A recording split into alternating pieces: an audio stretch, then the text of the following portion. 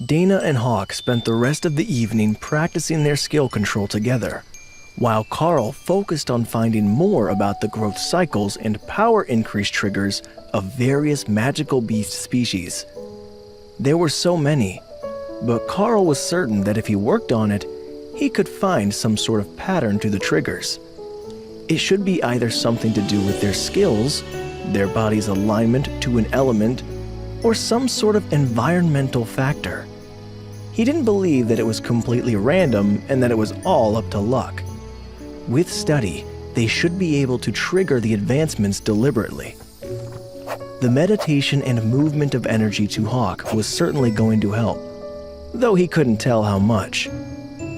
But every meal since the advancement had given him a surge of energy, as he was absorbing the nutrients and embedded mana much more efficiently than a regular human would. That should be something normal for the elites, as the kitchens did deliberately prepare that sort of meal for every student. So the real difference should be that he could share the excess with Hawk instead of wasting it. Once it started to get dark, Dana finished making notes on what she had learned and then returned to her room for the night, while Karl prepared to eat one more late-night meal and meditate on transferring that extra energy to Hawk to help him grow.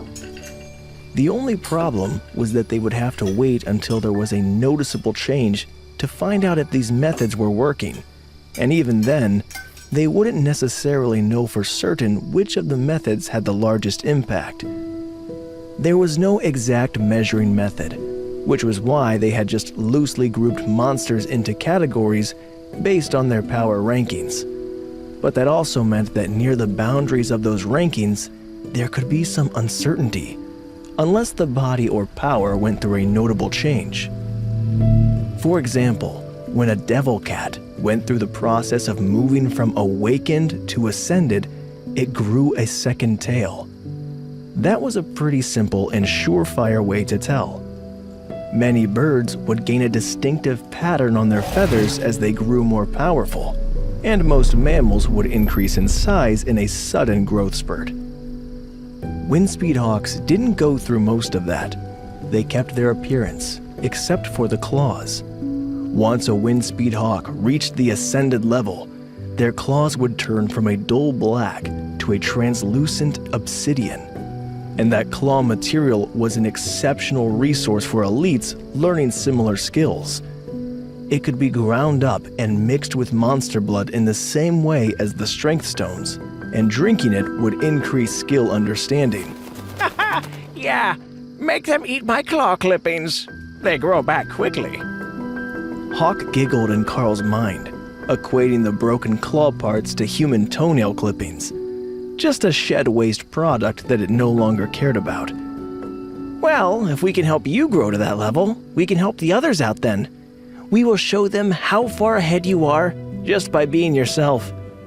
Karl joked, stroking the bird's ego for a moment before he began to meditate. In the morning, they both felt refreshed and a bit better than they had the day before. So that became their routine. Mornings with the mages, afternoons of martial arts training, and then evenings of book studies, while Karl worked on learning all that he could about magical beasts and the triggers that could cause them to advance, while Hawk worked with Dana on their mana control. His rate of growth was incredible, and while he had an advantage to begin with, thanks to his species, Hawk was rapidly outgrowing anything that could have been expected of a juvenile Windspeed hawk. Normally, they wouldn't need to use the rend attack more than a handful of times in a day, as it was primarily for hunting and occasionally for self-defense. But by the end of the week, he could keep it up for hours at a time. Dana was also progressing at a crazy pace with his help, and she now had full control over her magic missiles. It was quite impressive to see her hold them in place or move them around the room with her mind. The process still drained her much faster than she would prefer, but it was a vast improvement on the first day that she started working with Hawk, when she didn't understand at all how she was supposed to control the mana flows. So, it was with greatly improved confidence that they headed for the meeting spot for the next practical skills meeting. The same group of 54 students were gathered in the field, waiting for the teachers to arrive, and Karl took his spot next to the other team leaders. Sergeant Rita arrived a few minutes later with the two mages, driving one of the Academy's cargo buggies filled with gear. We have something new and fun for everyone today. These are the new experimental products from the Weapons Development Department at the National Research University. What you all are going to do today is go on a little field trip.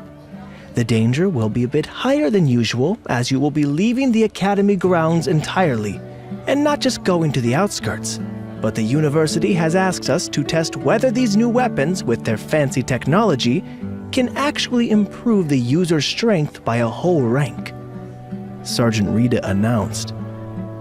The mages were more than a little skeptical, as their powers were based on mana flow and control, which were both internal factors. They didn't use weapons in the same way that the warriors did. If it was just for the warrior classes, it would be a great safety measure for elites in general, but not specifically for them. However, when they took the tarp off the cart, there was a box with everyone's name on it. The university really had come up with something for everyone, and the students began to become excited to see what it could do. Hey, amazing viewers, it's Karl here. Thanks for sticking with us. By the time of the release of this video, only 13% of our viewers have joined the party by subscribing, and 87% of you might miss out on our next mind-blowing video. So, what are you waiting for? Hit that subscribe button and join the exclusive club.